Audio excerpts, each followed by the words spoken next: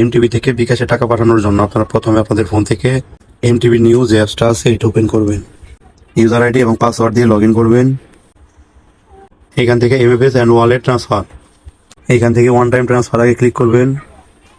Select source type এর উপর tap করে অ্যাকাউন্ট সিলেক্ট করবেন।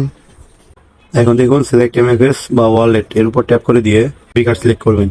এরপর বিকাশ নাম্বারটা এখানে বসিয়ে দেবেন।